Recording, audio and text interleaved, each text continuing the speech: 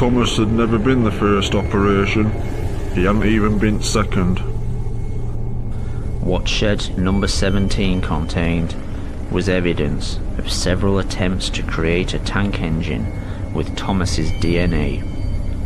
These had been early tests made by people with no experience of an experiment on this scale.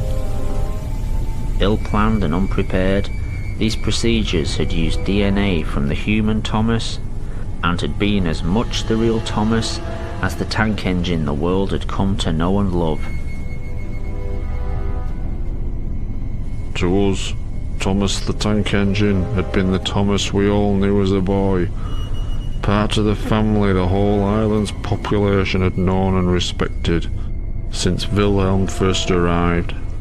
In actuality, this tank engine was no more the real Thomas than all the failed creations made over the 12 months before. This Thomas had all the human Thomas's memories and experiences. He had learned what Thomas had learned, known who Thomas had known, but so had all the previous failures.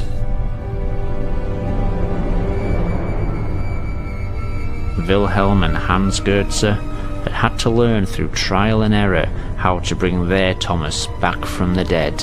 The following experiments had not had the same work put into them, resulting in the freak engines and aircraft that had developed so many problems on Sodor Island and around the world. In Shed 17, Thomas wouldn't discover who he was, but in fact, who he wasn't.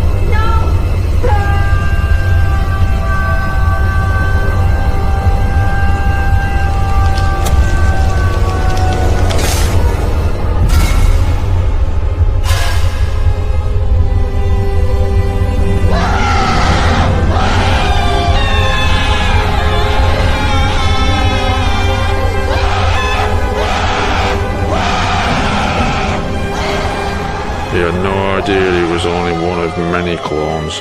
None of us did. But I guess as time passed, we stopped asking all the questions we had at first. We were just glad our friend was back with us. He could work for us. He became our servant in a way. Someone who drew in the crowds, helped create jobs, was eager to work. Thomas always thought of us as his friends.